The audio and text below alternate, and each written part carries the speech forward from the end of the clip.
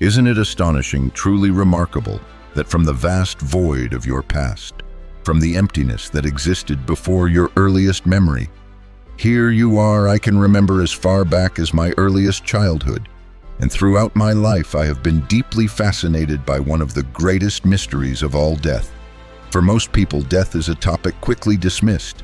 They say it's unimaginable, shrug it off with a simple, well, that's just how it is. But I am different. Not because I'm searching for an answer beyond death, but because I am utterly captivated by the idea of what it might actually feel like to fall asleep and never wake up, what it truly means to cross into the unknown. Many imagine death as drifting endlessly into a black abyss, or being trapped underground, buried alive in eternal darkness. But this is a misconception. We understand darkness only because we know light. Darkness has meaning only in contrast to brightness. To illustrate this, I have a friend, an intelligent and articulate woman who was born blind. To her, the concept of darkness means as little as the word light. It's a blank concept. When we fall asleep, we are not aware of darkness. Our unconscious state is not an experience of blackness or absence. It's simply a lack of awareness. So if death is like falling into an eternal sleep and unending unconsciousness, then it wouldn't be like descending into darkness or being trapped alive. Instead, it would be more like never having existed at all. Not just you, but everything else would also vanish in that void. In this state, there would be no sorrow, no regrets, no tragedy, because there would be no you to experience loss. It wouldn't even be correct to call it nothingness, because even nothing implies something to compare to. It would be pure, absolute non-existence, timeless and infinite. No past, no present, no future. Now at this point, most would want to shift to a different subject, finding this too bleak or unsettling, but I am not content to stop here. This contemplation leads me to two other profound reflections.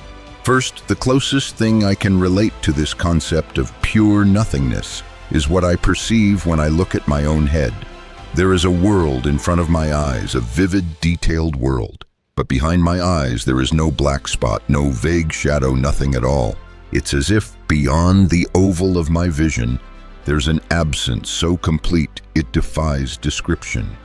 When I trace the edges of my sight with my fingers, they simply vanish, and beyond that boundary, no image, no substance remains, just emptiness. Of course, if I touch the back of my head, I feel something solid, but through sight alone, there is nothing. This blankness behind my eyes is in some strange way a glimpse into the void of non-existence. The second thought this emptiness evokes is about what comes before birth and after death. If after death I return to a state where I never was, that same state is where I existed before I was born. When I reach back through my earliest memories, I hit a wall of complete blankness, no memory, no sensation, no self-awareness.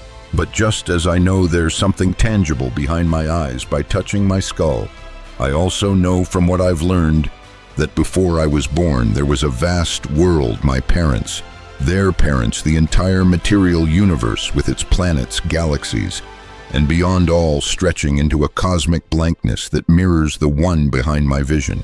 So if death returns me to this state of non-being before birth, might it be possible to happen again? After all, what has occurred once could surely occur again. If it's extraordinary that I came to exist once, it wouldn't be any more extraordinary if I or another being came to exist again.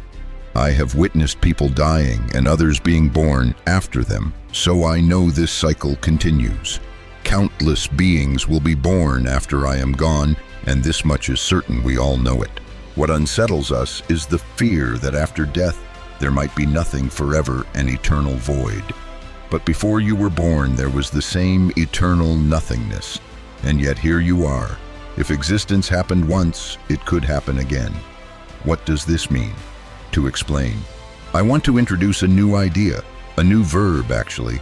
Let's call it to I. Not the pronoun I, but a verb spelled with the letter I. Imagine that the universe itself is eyeing, that is becoming aware of itself through each of us. The universe eyes in me, and it eyes in you. Let's reshape the word "I" to mean to be aware of or to observe. The universe in this sense becomes aware of itself through every conscious being. Every time it eyes the being in whom it eyes feels like the center of all existence. I feel I am the center.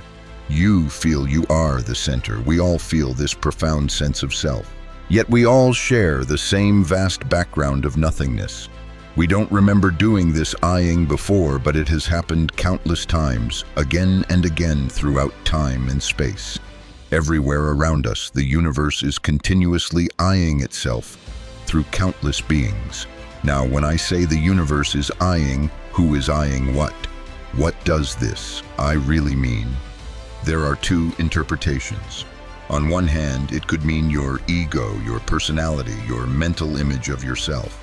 But this is not the true eyeing. Your personality is just an idea, a collection of feelings, thoughts, and the reflections others have shared about you. It is a mere image, like a photograph, not the real you. Our self-images are often caricatures, distorted and incomplete. They tell us nothing about the true essence of who we are, how our brains function, how our nervous systems fire, how our blood circulates, or how our glands secrete.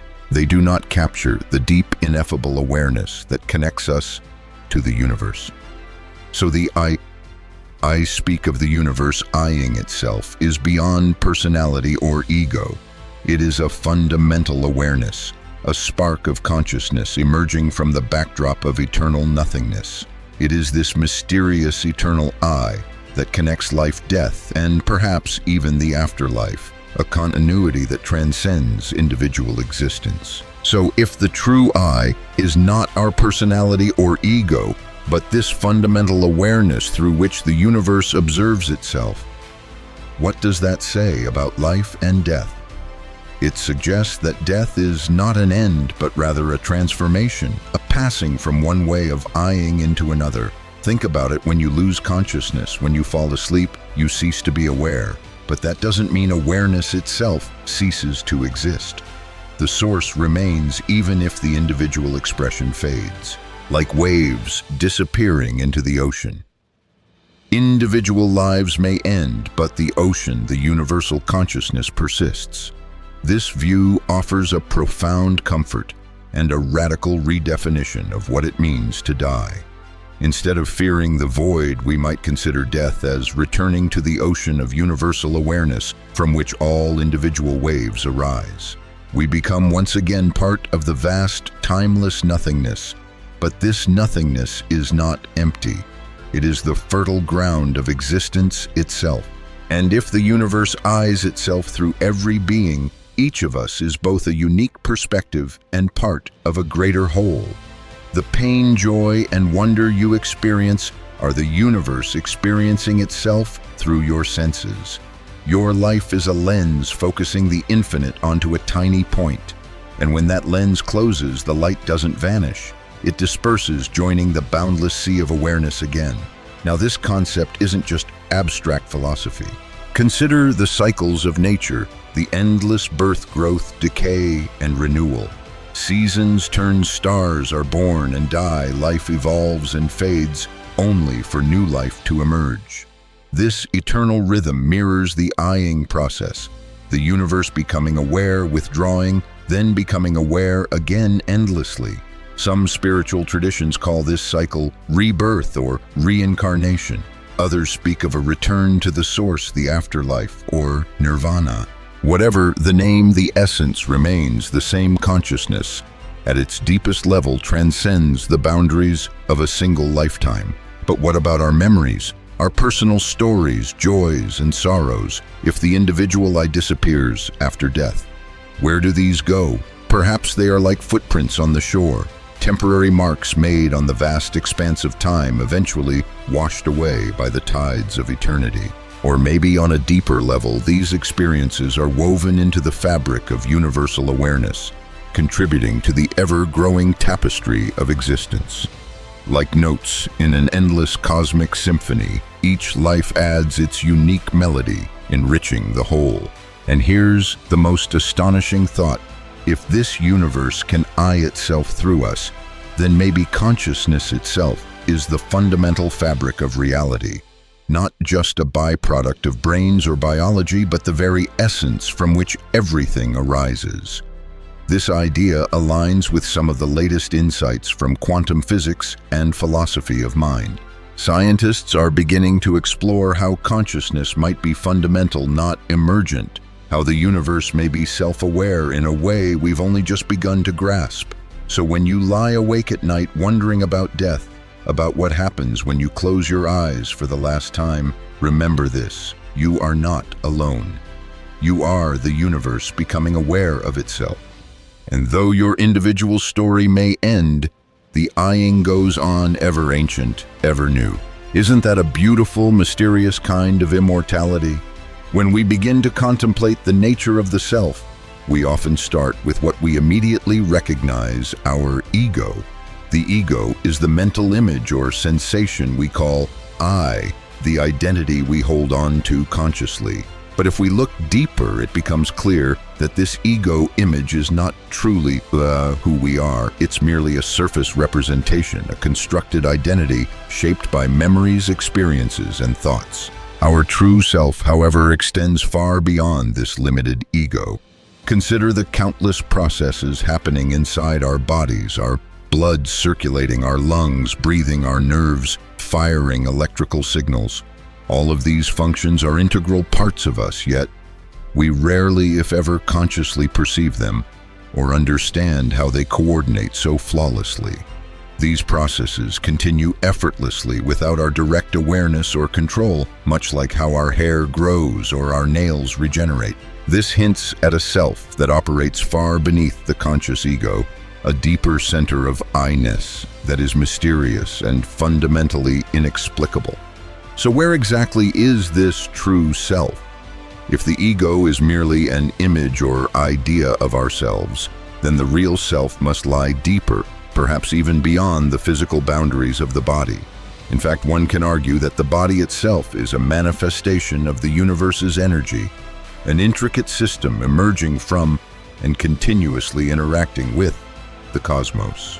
The universe in its vast and eternal expanse is the ultimate observer or eyeing presence. Just as a tree produces apples and a star shines brightly, the body and its consciousness are expressions of this universal energy. The core or center of the apple is the tree, just as the light of the star originates from the star itself. Following this analogy, the core center of our experience, the true self, or the observer behind the ego, is this eternal, boundless universe. Philosopher Alan Watts famously pointed out that what we call I is merely a name assigned to this particular physical organism, our body, arising naturally from the environment it inhabits.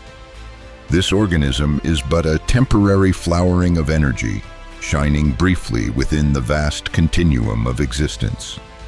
The true center of all observation and consciousness is the eternal universe itself, an entity that has existed for billions of years and will continue to exist far beyond our individual lifespans. This perspective offers a profound insight into life, death, and the concept of the afterlife.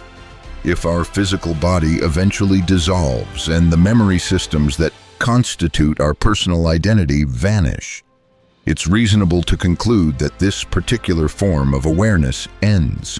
Yet awareness itself, the fundamental quality of consciousness, does not cease. Just as a newborn baby enters the world fresh and full of potential, countless new forms of life continually emerge. Human babies, frogs, rabbits, fruit flies, even viruses and bacteria. So which one of these new beings will embody me? Is my consciousness a unique, permanent entity, or is it simply a fleeting expression of the eternal universal observer, manifesting again and again in countless forms? In exploring the self beyond the ego, we come to understand that individual identity is transient, but the universal consciousness, the true observer, transcends physical existence. This universal awareness is what continues beyond death, bridging the gap between life and the afterlife. suggesting that consciousness is not confined to the fragile body, but part of a timeless cosmic cycle. This leads us to a fascinating question. What exactly happens to our consciousness after death? Is there truly an afterlife, or is it simply the end of the individual awareness we identify as ourselves? Many spiritual traditions and philosophical systems suggest that death is not the final chapter, but rather a transition. From this perspective, the individual ego, the I that we think of as ourselves, is like a temporary lens through which the eternal consciousness experiences the world. When that lens shatters at death, the pure awareness continues, no longer bound by the limited form of a physical body or a personal identity. Consider how a wave arises from the ocean. The wave has a shape, a height, and a movement, but it is not separate from the ocean itself. When the wave crashes, it doesn't vanish. It returns to the ocean, becoming one with the greater whole once more. Similarly, our individual consciousness may dissolve back into the vast eternal universe, the ultimate source of all life and awareness. Science has begun to touch on this idea as well, with quantum physics and theories of consciousness exploring the possibility that awareness might not be a product solely of the brain, but a fundamental feature of the universe itself. Some theorists propose that consciousness is a field or energy that permeates all things, making the idea of a personal afterlife more plausible, not as the survival of the ego, but as a continuation of awareness in forms beyond our current understanding. This view challenges the common fear of death. If our true self is the eternal observer embedded in the universe, then death is not an annihilation, but a transformation. It's the body returning to the earth, the memories fading away, but consciousness flowing onward, perhaps to be reborn, re-experienced, or simply to exist in new ways beyond human comprehension. In the end, the mystery of the self and the afterlife invites us to look beyond the ego and to embrace a deeper connection with the universe. It calls us to appreciate the impermanence of our physical form while recognizing the timeless nature of the consciousness that witnesses it all. As we reflect on this, we might find peace in the idea that life is not merely about the individual I that we cling to, but about the eternal we, the universal awareness that flows through every living thing now and beyond.